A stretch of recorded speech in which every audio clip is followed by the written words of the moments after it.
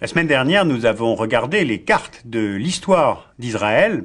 Cette semaine, nous allons essayer de comprendre sa géographie politique, c'est-à-dire qu'on va prendre le territoire point par point pour analyser les divers lieux de blocage. Alors accrochez-vous, c'est très compliqué, mais après tout, c'est la réalité qui est compliquée. Voilà une carte d'Israël aujourd'hui, avec les territoires occupés et annexés, et ceux désormais sous pleine autorité administrative palestinienne. Le pays a 5,5 millions d'habitants, qui s'inscrivent dans un territoire relativement petit. Petit, cela veut dire qu'entre la mer et la ligne verte de Cisjordanie, il y a 15 km à vol d'oiseau, ou bien 60 km entre la ligne verte et le Jourdain. Entre Jérusalem et Tel Aviv, on a une demi-heure d'autoroute. Ce sont là de petites distances quand on réfléchit en termes de sécurité. Nous faisons figurer sur le territoire 4 rectangles. Ce sont les régions en litige, c'est-à-dire celles qui ont été conquises militairement par l'État hébreu pendant la guerre des 6 jours en 1967. Et elles font blocage, soit entre Israéliens et Palestiniens, soit entre Israël et ses voisins arabes. Le Golan d'abord. Le Golan est un plateau de 1000 mètres d'altitude en moyenne, presque désertique, dont l'intérêt semble, au premier abord, assez maigre. Mais sa position le place en hauteur, comme une zone tampon entre la Syrie et Israël. Le Golan était syrien et il a été occupé par Israël en 1967, puis annexé en 1981. Et depuis lors, Israël y a implanté des colonies de peuplement. Le deuxième intérêt du plateau du Golan, ce sont les cours d'eau qui alimentent le Jourdain. C'est une donnée précieuse dans cette zone qui est pauvre en ressources hydrauliques. Sur le Golan, le litige est assez simple. La Syrie veut récupérer son morceau de territoire, ou alors le céder à un prix extrêmement élevé. Israël, lui, ne veut pas rendre le Golan à cause de l'effet tampon, à cause des colons, et sans doute à cause de l'eau des rivières. Ou alors, Israël veut bien rendre le Golan, mais en échange d'un traité de paix avec la Syrie, afin de garantir sa frontière nord-est, et donc sa sécurité et sa reconnaissance. Israël a déjà signé un traité de paix avec l'Égypte en 1979, avec la Jordanie en 1994. Si Israël signait avec la Syrie, un tel traité serait d'une extrême importance, car le pays serait alors officiellement en paix avec 3 sur 4 de ses voisins arabes. Maintenant Gaza. Gaza est une petite bande de terre le long de la Méditerranée, mais c'est une terre importante, car elle est porteuse de toute la contestation palestinienne. C'est à Gaza que prend naissance l'Intifada en 1987, puis le mouvement Hamas. C'est à Gaza que vient s'installer l'autorité nationale palestinienne après les accords d'Oslo de 1993. Car Gaza devait faire partie de l'État arabe de Palestine lors du plan de partage qui n'a jamais vu le jour. Elle a été administrée par l'Égypte pendant 20 ans, avant d'être occupée par Israël lors de la guerre des 6 jours en 1967. Et c'est à partir de cette date qu'ont été implantées, là, une quinzaine de colonies juives au milieu d'une population d'environ 950 000 Palestiniens. Cette bande de Gaza a été, depuis 1967, intégrée à l'économie d'Israël. Et pour les Palestiniens, le litige réside dans cette dépendance. Le fonctionnement économique de Gaza dépend en totalité d'Israël. Les frontières externes de Gaza sont contrôlées par Israël.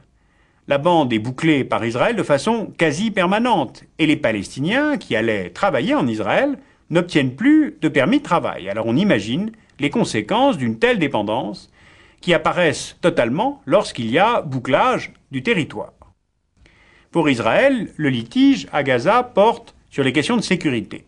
Sécurité à l'intérieur, pour les colons, et plus largement, sécurité hors de Gaza. Allons maintenant en Cisjordanie. La Cisjordanie fait 5800 km². Elle est considérée comme territoire occupé depuis la résolution 242 à la suite de la guerre de 67. Or, elle devait être une partie intégrante de l'État arabe palestinien dans le plan de partage de l'ONU de 1947. La carte que vous allez voir est compliquée, mais après tout, elle traduit la réalité sur le terrain où tout se joue sur des territoires minuscules et remplis d'histoire. Les terres que vous voyez là sont des terres palestiniennes, publiques, communales ou privées. viennent maintenant s'inscrire les principales colonies juives qui s'y sont implantées depuis 67. Elles sont aujourd'hui environ 150, regroupant quelques 150 000 colons juifs. Et depuis les accords israélo-palestiniens d'Oslo en 1993, ces villes palestiniennes, notamment Jénine, Naplouse, Jéricho, Bethléem, Hébron, sont sous pleine autorité administrative palestinienne. C'est complexe et c'est sensible, d'abord parce que la Cisjordanie est très majoritairement peuplée de Palestiniens, 1 300 000, et qu'ensuite, sa symbolique biblique est très forte pour les Juifs, qui l'appellent eux Judée et Samarie. Le problème, c'est l'aménagement d'un tel territoire, les infrastructures, les liens entre les communautés, l'imbrication des statuts fonciers. Et tout cela rend très difficile la continuité territoriale d'un espace palestinien. Les litiges portent sur les terres, sur l'accès aux nappes phréatiques, pour l'eau potable ou pour l'agriculture.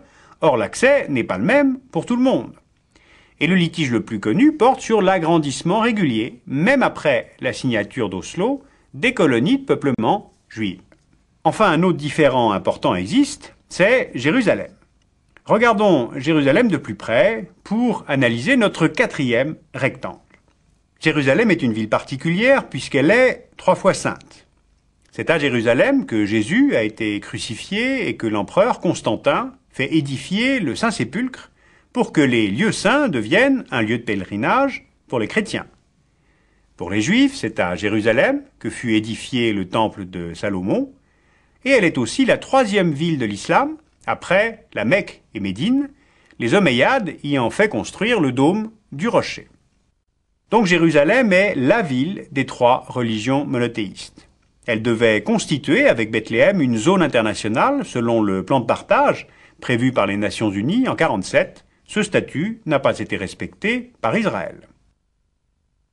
Jérusalem-Ouest, que vous voyez là, est devenue partie intégrante de l'État hébreu lors de la guerre de 1948, et en 1950, elle est proclamée capitale d'Israël, et Jérusalem-Est est réunie à l'ensemble de la ville lors de la guerre de 1967. Or, cette partie orientale de la ville, c'est la ville arabe, dont les Palestiniens veulent faire leur capitale dans le futur État, ce que refuse Israël. Précisons que la communauté internationale ne reconnaît pas Jérusalem comme capitale de l'État hébreu et même pas les États-Unis.